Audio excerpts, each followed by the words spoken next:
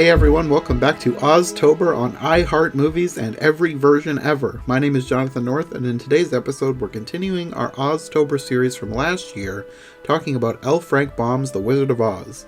If you're listening to this on YouTube or the iHeart Movies podcast, this is probably the first episode you're getting this year, but I've been going since mid-October on Every Version Ever, as the series is moving over there to join all my other book-based film reviews. So far, I've been re-releasing episodes from last year's Oztober, but there will still be 2 more brand new episodes after this, so if you're listening on the iHeart Movies podcast, you'll definitely want to tune in on YouTube or Every Version Ever. Anyway, today's episode is actually an update/redo of a movie I reviewed last year, and I cannot believe I'm doing this again. So, last year, when I was doing my Wizard of Oz series, I found an Oz-themed horror movie called Flying Monkeys. And it was terrible. It was so bad that I didn't even want to bother devoting a whole episode to it, so I just made a short review and called it good. I had no intention of ever revisiting this monkey monstrosity again. However, since last year's Oz series, I've gotten to know Nicki from Trivial Theater, who kind of specializes in bad, cheesy sci-fi and horror films. Like B movies, movies so bad they're good, and just straight up bad movies. And we've had a lot of fun talking about several of these kind of movies over the past few months. So when it came time to move my Oz series from the main podcast over to Every Version Ever, I decided that even though I hated this movie, it probably would still be fun to talk about it with Nicki. And yes, it was, but watching the movie was still a chore. Like I said with the 2 Asylum films in my last series in War of the Worlds, I don't recommend watching the film itself, unless you like that kind of thing, but our podcast should be more than enough for the average film fan. I think our podcast will be a lot more entertaining than the film itself. Anyway, let's get on with this. Flying Monkeys with Nicki from Trivial Theater.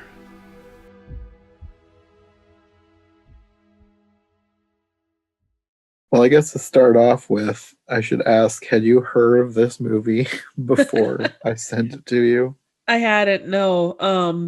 Actually, it has a pretty decent amount of stars in it, like people that have starred in actual movies. Mm-hmm.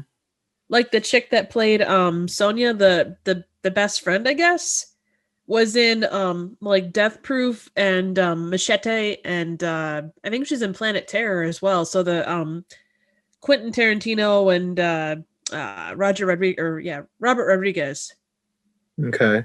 But I don't know like who she was. Like I didn't automatically go, oh hey, it's this person. So and then the main lead, Joan, was in Independence Day Resurgence, and she was in It Follows. Okay. So again, I don't know how much that's worth in the grand scheme of things, but there are people that have been, well, I guess it would have been after this. Yeah. This was 2013. This is what launched their career. Oh God.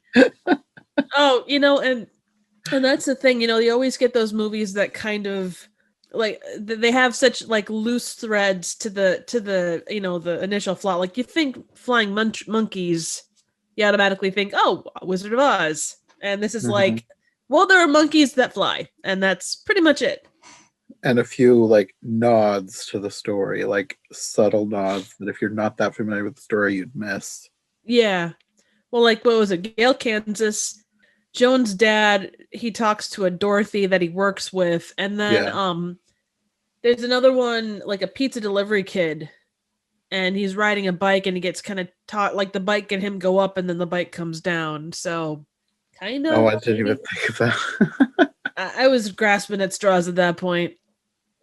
There was one that I read, but I couldn't confirm. Apparently, the real name of the monkey is Nico, which is apparently, in at least one version, was the name of the lead monkey. It might have been in the original MGM version. I'm not sure, but it's one. That's not like, I don't think that's book accurate. I think it was just referencing a movie. And that's entirely I didn't go back and watch and like look for that to confirm. I just read that somebody was talking about that one. Well, I can't imagine why. I mean, my goodness. There was something about the digital effects too. I'm trying to remember. there was one guy that worked on this that has done some relatively big special effects. I doubt he puts this one on his resume. Yeah. Yeah, he worked on Hellboy, Star Trek the Motion Picture, Arachnoquake. The effects, I know on our copy it wasn't great, but they weren't terrible considering a lot of sci-fi originals, and I didn't see who the production company was on this. The only thing I read was it was done for sci-fi by sci-fi. And the effects they were better than what you see in some of them. There looked like there was some texture to them, and they worked with the lighting, like it wasn't just all lit with the same light and stuff. So I mean, it wasn't awful. Yeah, they just didn't have enough texture. No, It was none of very it did. plasticky looking. Yeah, but you could see like in their face, there. If you took like the base model from like the characters from like Planet of the Apes before they added all the good stuff, Yeah, you get kind of that base feel. yeah. I guess they just felt unfinished. Yeah, that They was were kind of the whole rushing through the movie. production. Yeah, not gonna deny that. It just felt really weird because there's another Wizard of Oz adaptation from sci-fi. Like, not that I count this as a straight adaptation. This is the most loosely based. They took an idea from the Wizard of Oz and turned it into its own thing. But there is a Wizard of Oz adaptation called Tin Man from sci-fi that Oh came out yeah, years before this, like at least 5 years. And the special effects are so much better than this. The flying monkeys, they're not perfect, but they're furry. They look like actual things. These just looked like plastic models. yeah. I remember that. There was some cool ideas. It had some good base. Yeah. That one's kind of a mixed bag. I enjoy it for what it is, but I think it could have been pared down to a good movie. Instead, Yeah. it felt drawn out. Well, if it would have been drawn out, it probably would have turned into this. It definitely had that more of an epic quality to it. Like it Uh-huh. felt more like an event thing. It wasn't just an one-off. Like Yeah. Tuesday night, here's a new Sci-Fi Channel movie. Yeah, they put a lot more work and thought and care into that one than they did this. Yeah, yeah. This I was love. like somebody was afraid of the flying monkeys from the original Wizard of Oz and was like, how can that be its own thing and how can it be a horror movie? Except I didn't find this thing scary at all. No, I not even was so remotely. bored. It was too. I was reading through reviews on IMDb, and they really ran the gambit. And I'm not sure where I sit with it because I do like there was a lot of them that said, "Oh, I loved creature features of this era and that era," and it really falls into that realm. And it's like I didn't get that. It just felt like very traditional sci-fi-esque movie to me. Hmm. It felt, and we've talked about this before, but like there's always that saying about the worst thing you can be is middle of the road. Be intensely good or be like really, funny bad. But Mm-hmm. this just felt like so middle of the road. It just felt boring. Yeah. We watched that. I don't want to keep always referring to this, but like that Santa Claus versus the Martians or Santa Claus conquers the Martians, whatever it was called. That was really bad, but it was so entertaining. Yeah. But this is not that. This is not entertaining bad. This is No. like annoying bad. It was played with something like Flying Monkeys. I think it has to be played for humor. Not humor so much, but it has to be played extreme. And it Mm, wasn't. It was played just flat. Like yeah. the demon hunter chick. Like everything that came out of her mouth was so, these weapons are blessed. We got these weapons. They are blessed. They've been in our family for generations. Only me and my family and our blessed weapons. It's just like everything that she said, it was all in that same kind of like shouty, I don't know, like leadership thing, but there wasn't anything more to it. Mm-hmm. It's like I It could shout was. about being a pumpkin pie and it would have been just as realistic. She was not the greatest of actors. No, no, definitely not. I think we have yet to go back up to a peak of Santa Claus Conquers the Martians, honestly. We should try and find something that good for the next time. I can certainly help. We have not peaked. It's hills and valleys. You've awesome ones and then not so awesome ones and then more awesome ones. We'll get back to it. I have no doubt. Yeah. Oh man, I don't even know where to start with this one. I mean, suppose at the beginning. Yeah, we might as well.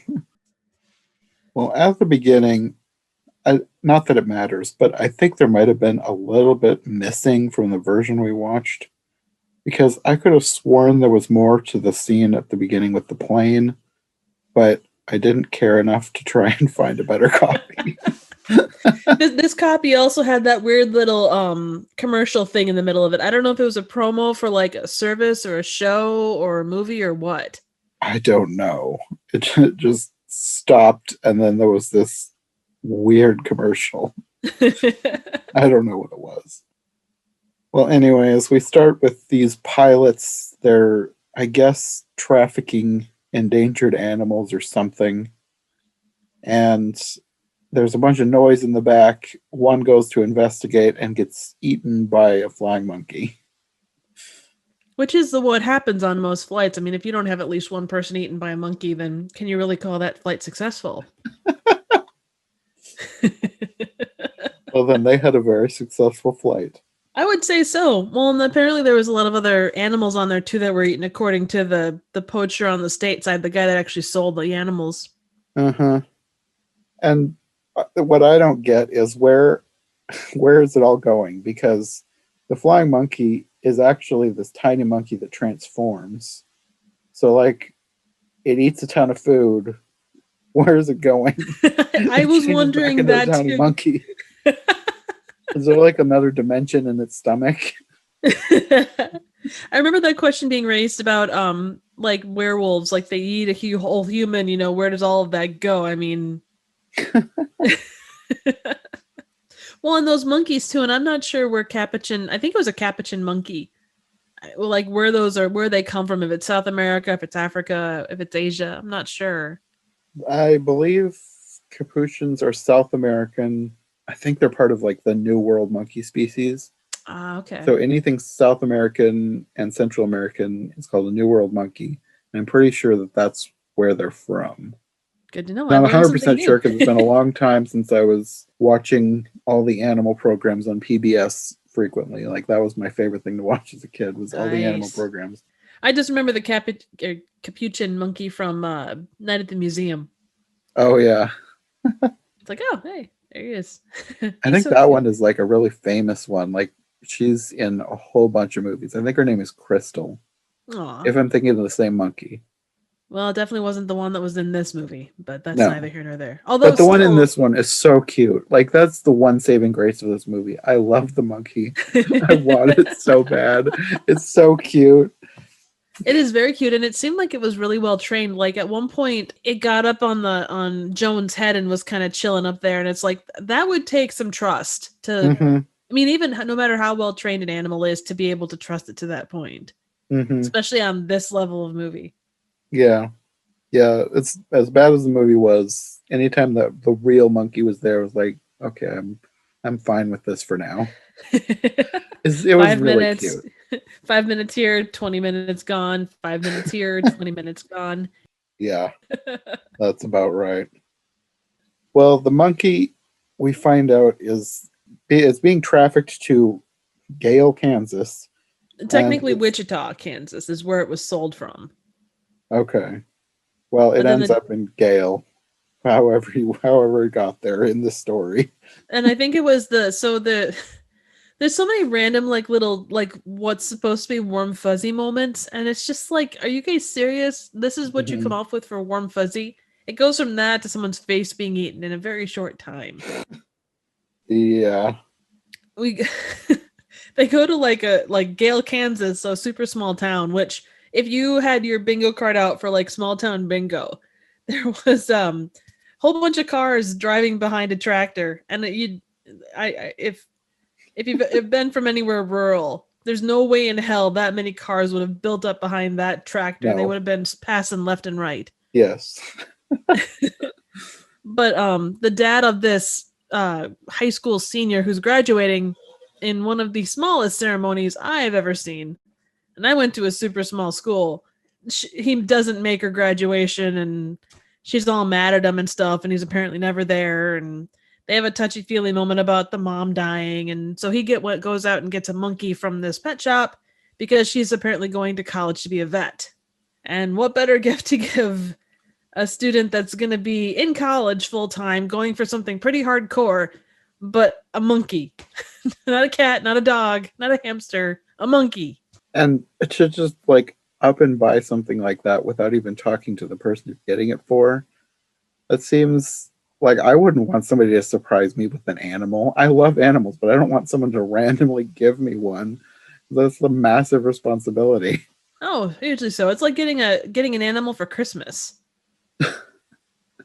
I don't remember what I was reading, but somebody online was talking about like the original meaning of the white elephant gift was because there was this king in ancient times. I don't know who he was, but like hundreds of years ago, he would give people a white elephant if he didn't like them. White elephants are super rare, so it would be really awful if they were to like re-gift it or like get rid of it somehow. So Right. he would give people this super rare creature if he didn't like them, and it would just like ruin them financially. That's it's low. It's one of those low key disses. A very weird one for sure. Oh yeah, no doubt. I also had to love and I guess it was supposed to be their establishing way of saying, oh, it's graduation time. But there was two old guys standing outside of a gas station. Ugh. And a bunch of chicks, a bunch of high school girls in, I think it was a PT Cruiser or something, drove past, and they're all waving and, you know, going woo and stuff. And they're like, high school girls, we keep getting older, they stay the same age. Yeah, that was weird. Like borderline creepy. Yeah, a little bit. Although on your small town bingo board, that's not 100% unheard of. Yeah, I could imagine. I found it weird too. I don't remember the exact population, but it was 5,000 some. So that they live in a town that's the same size as the town I'm from.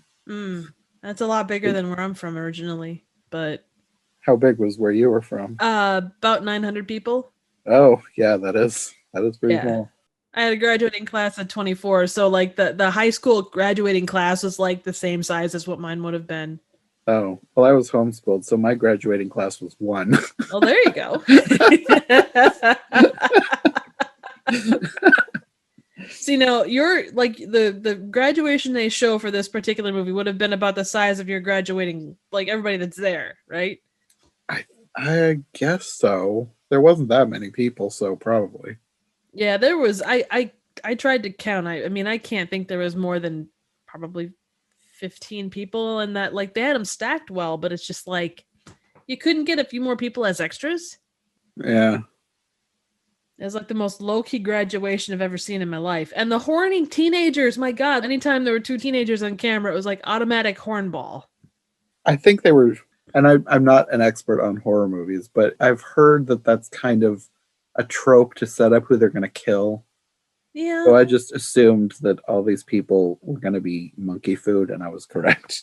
Yeah. I mean, everybody that wasn't named Joan, James, or Sophia or Sophie basically died. Sonia, died. I mean, yeah, the monkeys basically ate the whole town. Or at least the whole town of characters that we saw on screen. And a few that we didn't.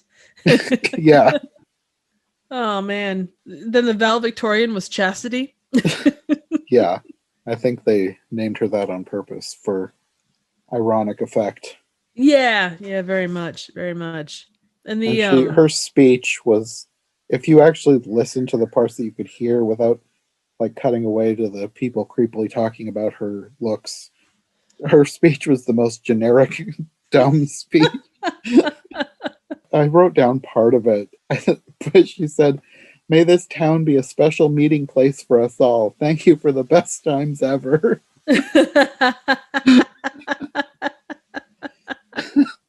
Oh, that's awesome. love too how they were talking about the party that they were trying to get to.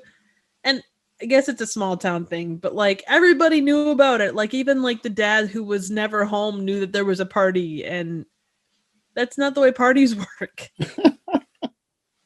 Well, I didn't ever, well, like I was homeschooled, so I didn't know about these kind of parties happening. You really So didn't miss I have much. no experience, so I can't speak to how realistic that part was. No, it's all good. I didn't hit many myself, but yeah, there's no way. If the cops knew about that stuff, Yeah, I that's mean, true. I don't know, sheriff's daughter, I suppose.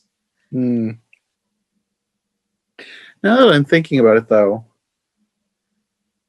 I was talking about where the monkey was from. It was South America. It was supposed to be China, though. Yeah, I think you're right. And I But don't think they have that kind of monkey in China. I'm pretty sure not. But it's like they were playing it off as it being an ancient Chinese demon, but they picked a really weird monkey. They picked just probably whatever easy monkey they could find for that role, I suppose. Probably. Yeah. Because, I mean, capuchin monkeys are like one of the most trainable monkeys. And that's why you see so many of them in films. Makes So they sense. probably just chose that one because they could train one rather than trying to find an actual monkey from China. Because I don't think that the monkeys in China, at least the ones that I can think of, I've never seen one trained.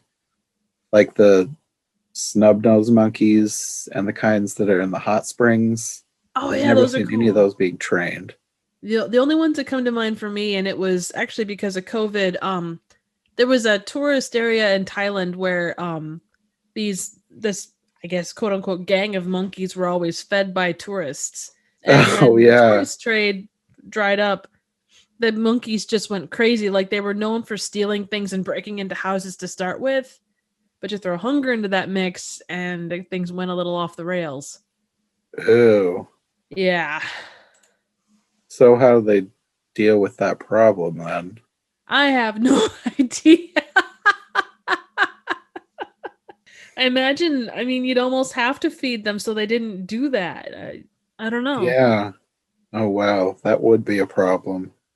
Yeah, there's so many weird problems that are coming up because of COVID. That has got to be one of the weirdest. Yeah, no doubt. No doubt.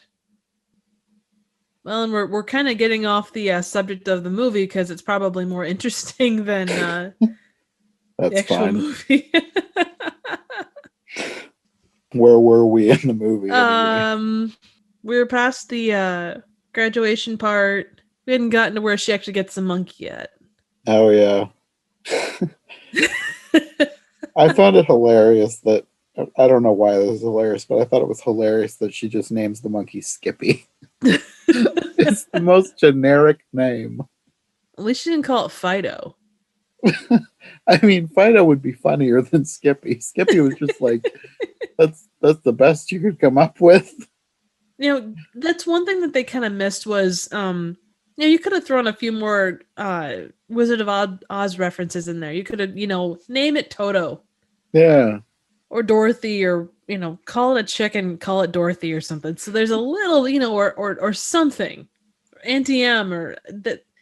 Not that you needed it to be like all and out, look, reference or whatever, Hmm. but they could have done something. There's probably a lot of missed opportunities like that. I think This whole they movie were, is a missed opportunity. yeah, no, true, very true. They were so focused on trying to just make a movie about flying monkeys that they didn't put enough thought into the script or a lot of things, but the script mostly. I would even say like utilizing the monkeys. Like they really didn't do anything with them. They just had them do the same thing over and over. Yeah, I just wanted a monster to eat people. And that's really all they did, honestly. I mean, Hmm. You'd think some sort of ancient monkey spirit would want to cause a little more mischief and mayhem rather than just eat people. you'd think that would make more sense, but why would you want to go that route? I mean, actually putting some thought into your scripting, it's crazy. The thing is that there was like most of these, it's about the kills and that's kind of it. And you can do good horror and still have a lot of kills. I don't know. Well, I don't think that they were focused on good horror. No, no.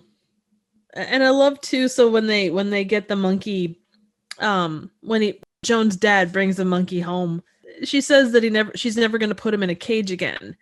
And it's like, if she's going to be a vet and she's working, they show her working at like a vet clinic.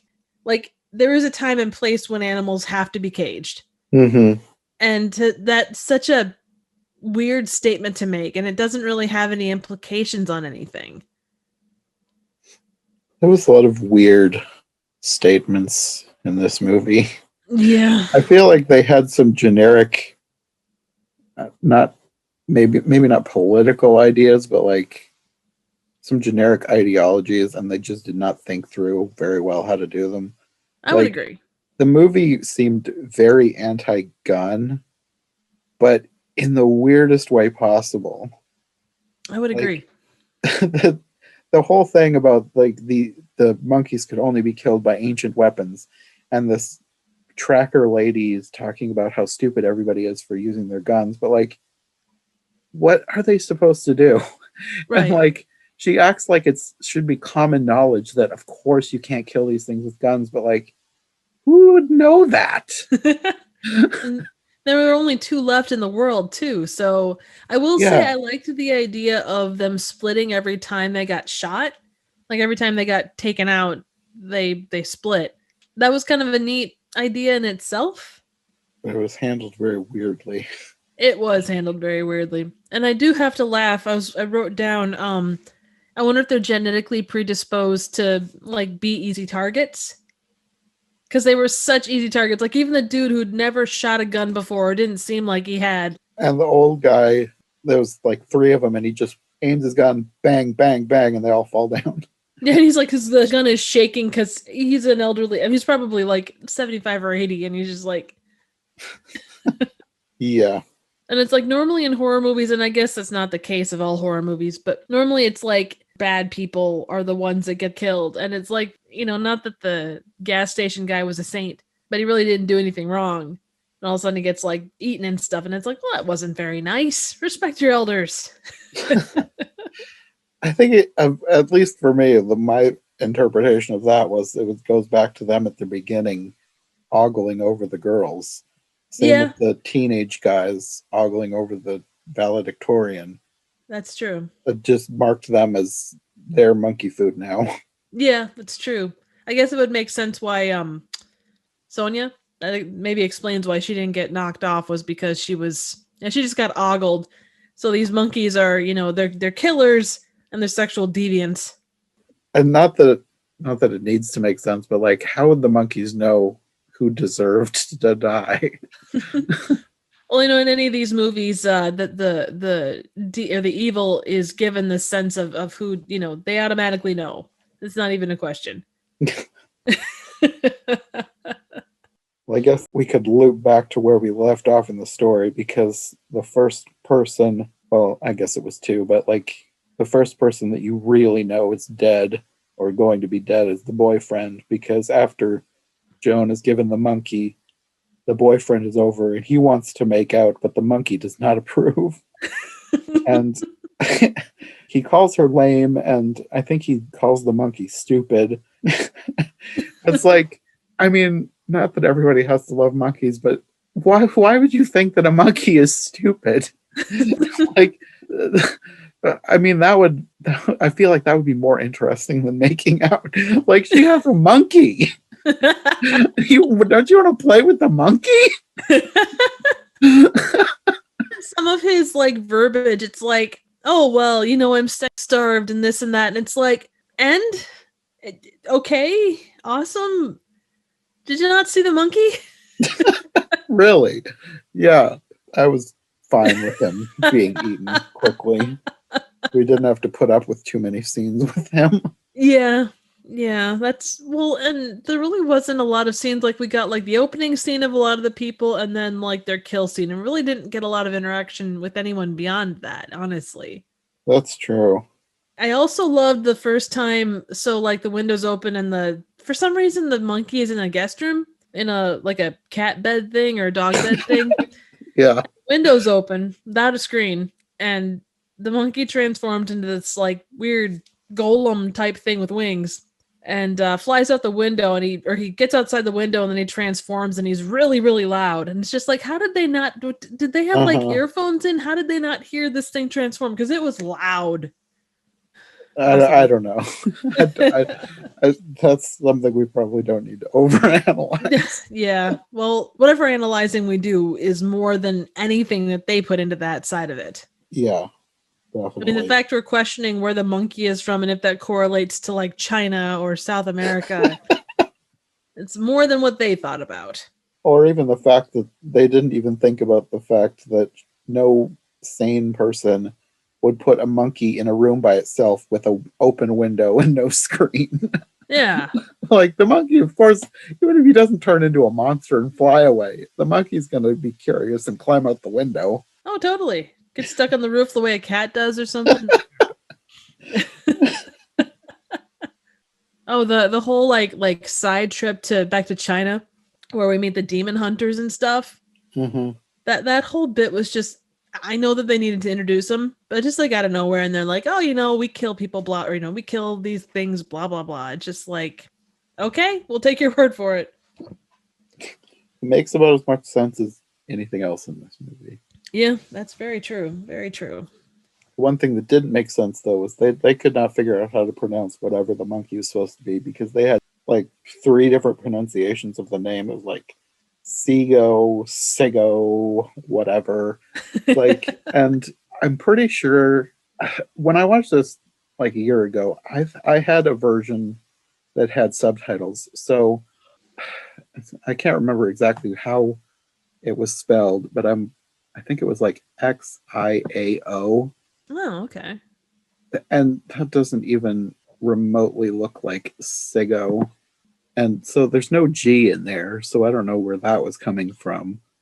I think the X would maybe be similar to an S sound, so that's probably fine. Right.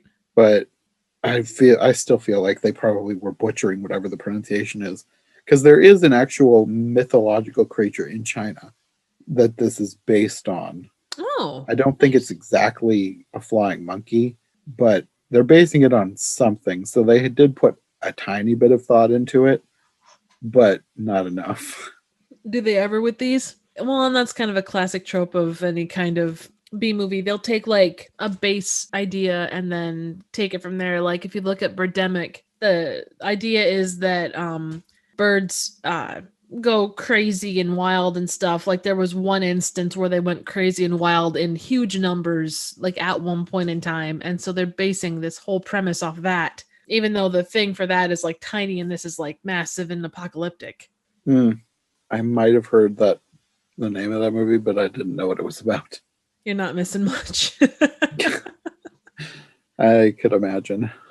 Like the idea of what happened in Birds, like that movie, is kind of the basis of what Birdemic is. Like it's kind of it's a really bad ripoff of it, or not bad ripoff, a bad I wondered. retelling to some extent. Yeah, at one point they bring up how it happened, and it's just like, yeah, but you're basing a lot off that one thing. Your imagination is kind of run away with you, which you can kind of do whatever you want with movies, but what do I know? Let's see.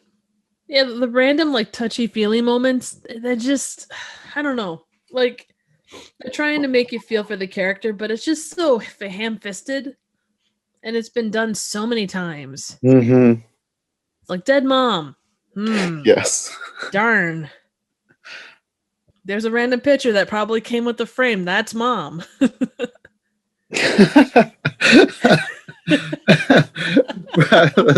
That's probably true. We don't have permission to use her, but she's never going to notice, so we're going to call it good. That would be weird, though, if you were like a photo model like 10 years ago and then suddenly you're watching some really stupid science fiction movie at 3 a.m. and suddenly you're in the movie.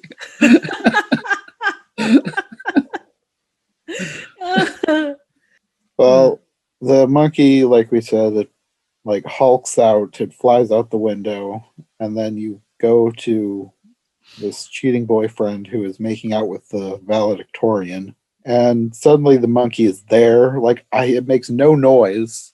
It's just suddenly in the room with them, and it kills them. It was so dumb. Both gory and not gory. I don't even know how to describe it properly.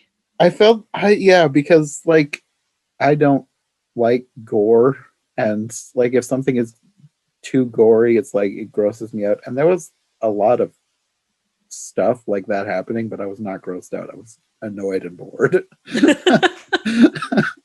So it's good to know that annoying and bored overrides gore in most cases. Yeah. Yeah, I mean I feel like the gore was generally well done. Like the makeup job was good.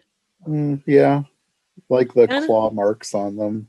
Yeah, yeah, but they get taken out, and the cop shows up, and he's all like, "My daughter," and they're like, "No," and that's kind of where it fades out. And then like the whole town is talking about the cop's daughter dying, and the dad is trying to get a hold of Joan.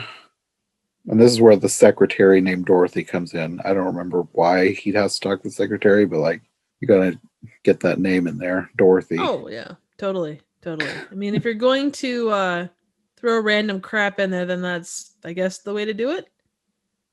Yeah. And it's talking like the dad wants revenge, even though it's obvious that they were killed by animals. He acts like it wasn't. I didn't really know.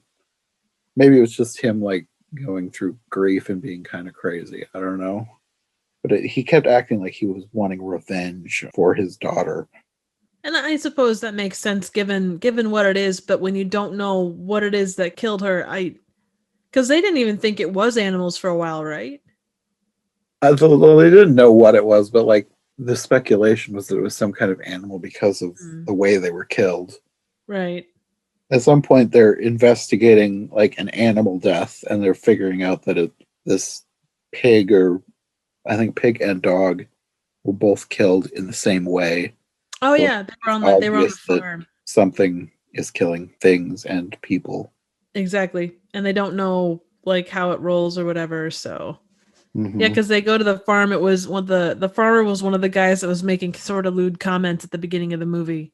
Yeah, because that happens one night, and then the next night is when the monkeys come back and take him out. And because I wrote this quote down. I don't know why. He says, "I knew they had wings," because they had been talking about they couldn't find tracks, and then this guy's like, "I knew they had wings." Because that would be your next obvious thing to do. Oh my god. He doesn't seem that surprised that it's like, if it were me and I saw these flying giant demon monkeys, I would be like, "What?" I wouldn't be like, "I knew they had wings." I mean, and I guess a lot of the characters in these things, especially the quote-unquote well-worn ones, not much surprises them in the grand scheme. Like you always have that one guy that just, I knew they were coming for me, or whatever it might be. It doesn't make any sense, but I don't know. And woven into all this too is the stuff with the people back in China. And I think somebody gets killed by one of the monkeys, because the trackers meet up with this other group that were like capturing the animals, and they're all working together to try and catch the last two monkeys, because they know there's one in China and one in America now. And then somebody gets killed by the monkey.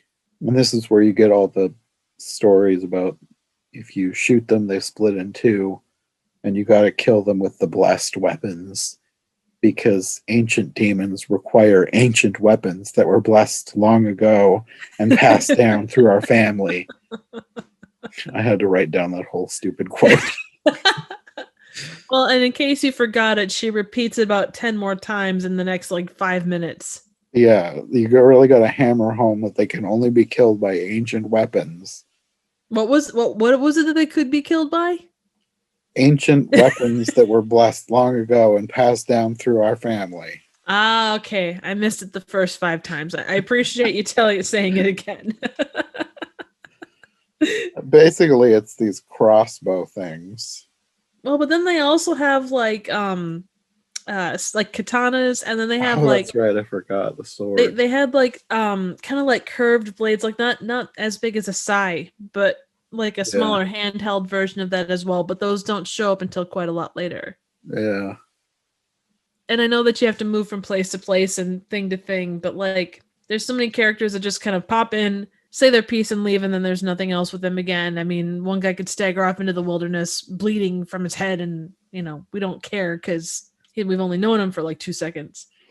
Well, one of those types of characters is this friend of her boyfriend who he comes over and basically he wants her to be his girlfriend right after his friend, her boyfriend, got mauled by some unknown creature. That was the dumbest thing. Like, who does that? He was one like at the graduation that was like, I want to get with her, I want to get with her, and yeah, it's just. And with that too, when he comes over and he tries to like not really barge in, but he tries to get in a little bit more, like Skippy like tries to protect Joan from him. Mm-hmm. And that happened a couple times, and then he goes off and transforms into like giant, King Kong with wings and like eats him or whatever later. And I mean that I guess maybe that formed the relationship that hey, he's like the monkey is protective of her. Well, was the monkey? I don't think the monkey. I mean, sort of, but like the monkey that killed him, it was one of the offshoots, wasn't it? Before the farmer was killed, he shot the monkey, and I think the monkey split. So I feel like the monkey that this your kid gets eaten by is like the first offshoot, wasn't he? Because he kills in quotation marks a little monkey, which is not Skippy, because she has Skippy with her. So he shoots this other monkey and he puts him in a cooler and takes him home. And Ah, then that's right. That's right. later the cooler is opened and two monkeys come out, which end up killing him. Right. Yeah, I don't know. I don't know, like obviously they don't get into like the how it all transitions down if like memories transfer as well, so like they all have that same love of Joan or kind of I how that kind of rolls. assumed that, but I don't know that for sure. I don't know how Right. much thought they put into that. Probably not much. Again, we're probably putting much more thought into the overall premise of this than they are. Yeah. And at some point, Joan actually sees Skippy transform. And I think this is happening around the same time as this kid getting eaten, which is why I didn't think it was the same monkey, because she has him transforming at her house. But there's this other monkey too. And then I think that this one is Skippy because it's the old man at the gas station. And I'm pretty sure at least one of those monkeys is Skippy because she's out trying to find Skippy later. And she says she sees him at the gas station. I don't know how she could tell because like she only saw this monster version once. It's just because she feels it deep inside her heart. It speaks to her. They have a connection. Oh, deep, intense, connection, being that they've known each other for, maybe 3 days. Yeah. And this is where you have the other farmers shooting the monkeys like off the top of the roof, like I was talking before, like bam, bam, bam. And he gets eaten, and then Joan finds the monkeys eating him, and then they don't attack her. So that's why I'm wondering if like they all see her as I don't know, their protector. That or it might have been they were taking, like Skippy kind of led the charge, and so he didn't attack, so they Yeah, didn't attack, maybe? it could be. Or maybe they were just full because they just ate this old farmer. Highly possible. I did have to laugh. After they all eat the guy at the gas station or the farm, was it the gas station or the farmer? I guess they're both kind of the same basic character. she calls her dad and tells him about the monkey transforming, and I felt like she's relatively calm on that call. But everything that happened after that, her dad's like, "Oh God, my daughter is. I only heard. Only understood about half of what she said." And it's like, were you guys on the same conversation? I didn't even think of that, but you're right.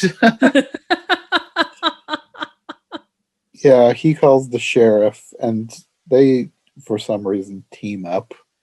I don't really know why the sheriff needed him to team up with him. I suppose two easy targets are better than one. I don't know. It was just one of many things that didn't make a whole lot of sense. Yeah, yeah. That was pretty much this whole movie, other than a cute monkey.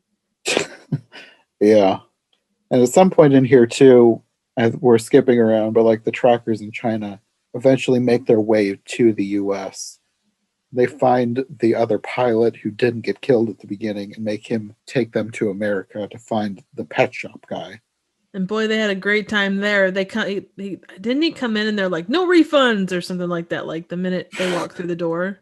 Well, I wonder how many bad animals this guy's been selling. Probably lots. Somewhere in here is the weird scene with her friend in the shower, and apparently the monkey is watching her. Like, because she later talks about, like, she was in the shower and was being watched by this monkey, and was like, why is the monkey watching her in the shower? That didn't make any sense. Like, was he waiting till she was the right temperature? Well, they didn't care with anybody else, so I don't know. Apparently, maybe she looked like she was a waitress, so maybe she had to get off all that extra seasoning from carrying all the food and stuff. I don't know. I think it was just an excuse for the camera to linger on her belly button for some reason. Oh my God, they lingered for so long. It was very weird.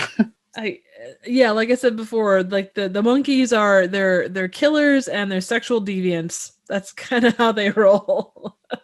And they're killers of sexual deviance as well. Yes, yeah. But they don't follow their own teachings, obviously. And just the constant going back to it when she got over to Joan's house. She's like, "Oh, it kept looking at me. It kept looking at me." It's like, we get it. Next, you're going to tell us you have blessed weapons that go back generations. They did repeat a few things a few too many times, didn't they? They did. I'm pretty sure it was just to lengthen the movie. It was already long enough. Oh God, yeah. You're not lying there. So what was with the weird pizza, the pizza delivery on a bike, especially in a rural place? I have a hard time thinking there would be pizza delivery on a bike. Yeah, that was really weird. I think they just wanted an excuse to carry off a biker. Probably. I had to laugh though, like when the cop and Joan's dad show up at the whatever the mill was. They say, "Scotty the pizza kid, he's gone." It's like, can you imagine being known as Scotty the pizza kid? This is like the worst superhero name.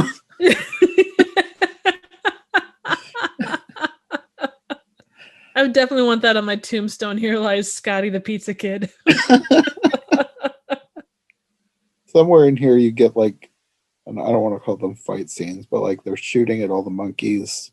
And like this scene is basically them trying to get as many monkeys as possible into the movie. So they're just shooting and shooting all the monkeys. And like we said, they split in two when they get shot. So then it's like a swarm of monkeys by the end of the movie. And then they take the most easy way out. Like they take the whole, well, if we kill the leader, they all die. It's like I think they probably wrote themselves into a corner. Yeah, I think so too. I mean, on the one hand, I guess I could see where they would get that, but like, is it really splitting in two if killing one kills all of them?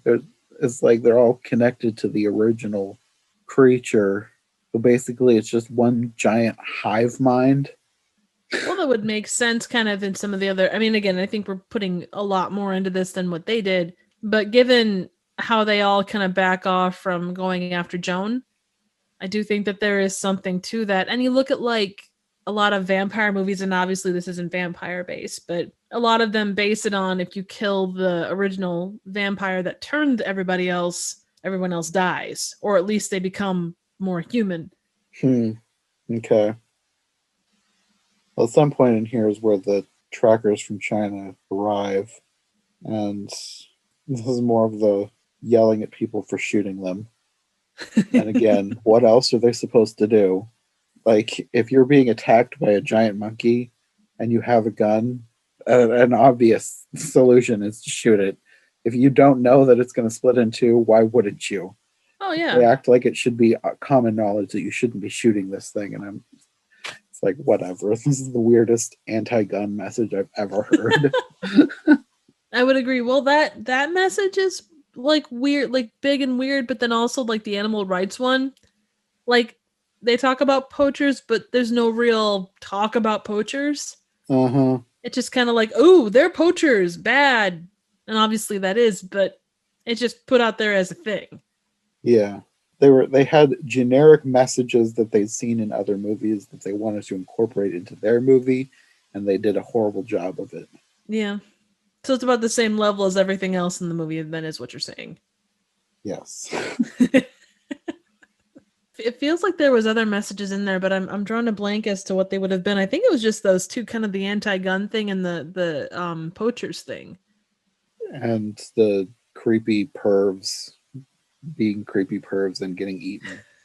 So it's anti-creepy perv. Yeah, well, that's generally speaking a good message. That one was fleshed out. Like, of all the messages, at least that one was fleshed out. That's true. They got the point across. When they figure out, or when the lady demon hunter, when they get back to the house and they keep trying to protect Joan, it's like, oh, she needs to go inside. It's like, you can tell that there's more to this, that she has a connection to this animal. Let her do something. Don't just shoo her inside. And I know they were going for a certain thing, but it just it's just like repetitive. Like everything else, any message that they have, oh, our weapons are blessed. Oh, he was staring at me in the shower. Oh, we need to protect Joan. Just that message got repeated so many times. It was just, you took a shot every time you heard that. You'd be drunk in 5 minutes. Yeah. And the fact that it did honestly come down to her, like, despite her connection to this monkey, to Skippy, Nico, whatever you want to call him, she still stabs him, and she says, "No more monkey business." Of all the weird puns, oh God, so dumb. It was so dumb. Oh, that's the best. And I understand that you're not going to be the most pun-worthy person when you're in that situation, but that honestly was the best she had. It was like she had no emotion over it either. No, absolutely not. If it were me and I knew that my adorable little monkey had turned into this monster and I now had to kill it, I would be a little bit more broken up than making a weird little pun while I stabbed it. Yeah. Well, it would either be emotionless pun or you'd be bawling your eyes out. But I don't know, being that how many people it killed, like it almost took out her dad. He survived an awfully long time too, by the way. That was weird. Yes. He's like the most long-lived person. Yeah. He was imparted with some kind of magical potion. The fact that they didn't bring anything magical into this kind of surprised me, being that they were dealing with demons and stuff. Well, technically the weapons were magical because they were blessed. Yeah. They told you that a few times. Just a few. But they never, they didn't even, like, she obviously had one at the end, but nothing was made of it. It wasn't like, I don't know. You would expect a little more pomp and circumstance when you take out the leader of all of these bad things. It's just like, and then he falls over and it's like, you see her hand. I don't even know if they show her hand as red or anything, but it's just like, it was so anticlimactic for what it was supposed to be. The pun wasn't enough for you. You needed a little more. I did. Puns. I do puns every day as it is. I need something a little bit more girthy. If you're going to do it right. You've already stripped me of any chances of having anything related really to Wizard of Oz. Give me something. They don't even have fun little hats or vests. It's just, golem-looking winged things with slightly monkey faces. That would have made it so much better if they were all wearing little hats and vests. And they were like part of them. That would have been awesome. But even in the design of those, you look at that, And if you're going to use a capuchin monkey, there was no correlation between the look of the monkey and the look of the giant flying monkey. Like No. none of the features translated at all. And regardless, you don't want it to be cute, but there could have been some features put in there. Yeah, no, it looked nothing like what it started as. It looked basically like a chimp, but worse. Yeah. I mean, I like when I saw it, and it's been forever since I've seen like the most recent Planet of the Apes like series, Hmm. but it looked like an unrendered, untextured version of that more Yeah, than it did anything else. yeah. One other thing that we missed, but I wanted to come back to because there was something that I noticed at the end was the female tracker. She's like the final person from China that survives to the end, but then she dies too, Hmm. right before the final blow to the monkey that kills all the monkeys. So they're outside their house when this weird little fight scene that ends with her death happens. So she's dead. And then at the end, after she's killed the monkey, they all go outside and sit on the porch. And there's like this heartfelt moment. I'm thinking, but the tracker is probably lying dead on the lawn, like 10 feet from them.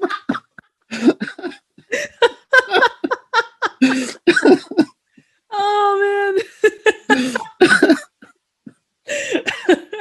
And they actually put they put their feet up on her, to kind of relax back or whatever. I think they just didn't think about that when they were plotting this scene out.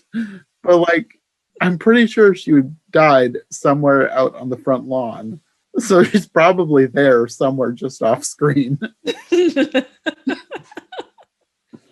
Well, and probably the way it was shot, being that that was at night, they probably shot it totally out of sequence. So, Yeah. they might have shot like that, one of the last days of shooting and them on the front porch at the beginning. But yeah, I mean, that's why you have continuity people. That's why you have all those things in place to keep that in mind. Mm-hmm. Like, you check off all the things that need to be in a shot or whatever. And yeah, I don't know. There was so much that just didn't make any sense. No.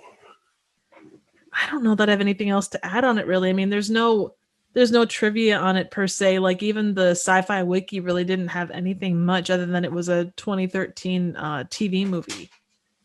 The connections to anything Wizard of Oz are so tenuous that Mm-hmm. you know why they did it. It's like any movie that has a connection to something else. Like how many movies have an Oscar award winner in it, and they'll advertise the fact that it stars Oscar award winner blah blah blah, Mm-hmm. and they're in the movie for like 2 seconds. At least they don't call it the Wizard of Oz's flying monkeys. That's true. Like if they wanted to put it in there, just put a few more things in there. It wouldn't have taken them much to add a few things, like Mm-hmm. as compared to it coming from China. Maybe it falls through a gate. They find this monkey and they say, oh hey, this monkey, and weird celestial events or something like that, and then it turns out that the monkey comes from Oz, and they don't have to mention it beyond that. It's there, it's causing trouble, it still multiplies, someone comes through from Oz and is able to take him out. The monkey should have arrived in a tornado. There you go. Now you're thinking, That's another sci-fi movie, Monkey NATO. oh yeah. He arrives via Scotty the pizza boy, the pizza kid's bike. See, we're coming up with better options and ideas, and yeah. And then some sci-fi executive will listen to this, and then they'll be like, "Monkey NATO, that's our next one, the sequel." Well, I mean, we just hit. Did Wizard of Oz came out in 1939? I believe so. I mean, we're not that far past the anniversary. You could still kind of say, "Hey, do the thing." What a way to celebrate the anniversary of a beloved film classic by making a terrible sci-fi movie about monkeys in a tornado. I guarantee you there are probably ones that are worse. Yeah, there, at least judging solely by titles, there are. Yeah. It doesn't take much. Sometimes I think that they just come up with a weird title idea and then base the entire movie off of that. That's actually not all that uncommon. You go back to like the 50s and 60s with like the time of like B movies and stuff, they came up with titles a lot more often and then built the movie around it. Wow. But you can even say that about things like War of the Worlds. You know, it was announced that they were going to make that Steven Spielberg was going to make War of the Worlds with Tom Cruise. And, you know, Sci-Fi Channel or Asylum take that idea and they're like, okay, we need to build this movie so it can come out the same time.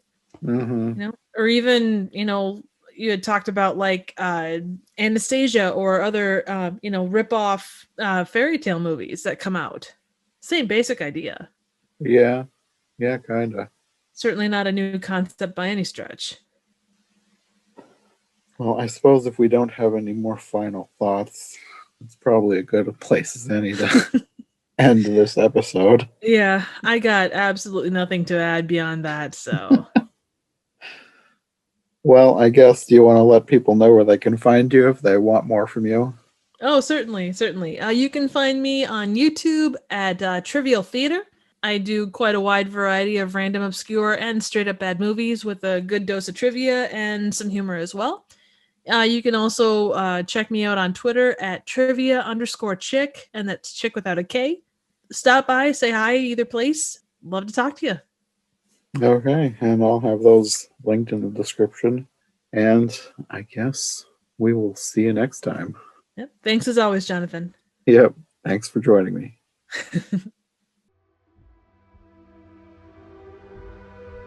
Thanks to Nicki for joining me for this episode of Every Version Ever. This episode would not have happened without her. Literally, I never would have revisited this terrible film were it not for her agreeing to do this episode with me. If you want more from her, I'll have her links in the description below. If you like learning about cheesy, obscure films, definitely check out her channel. Next time on iHeart Movies, we've got another Halloween/autumn episode for you. My cousin Sarah will be joining me, and we're going to be talking about the 2014 miniseries Over the Garden Wall. I've been wanting to cover this series probably since I started my YouTube channel, so I am so excited to be able to do it now. And then next time on Every Version Ever, it'll be the penultimate episode in our Oz series.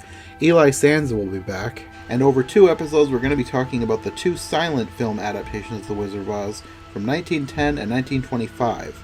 Next time, we'll talk about the 1910 version, and in the final episode, we'll talk about the 1925 version. Those 2 films are a trip, and I can't wait to share them with you, so we'll see you next time on Every Version Ever. Thanks for listening.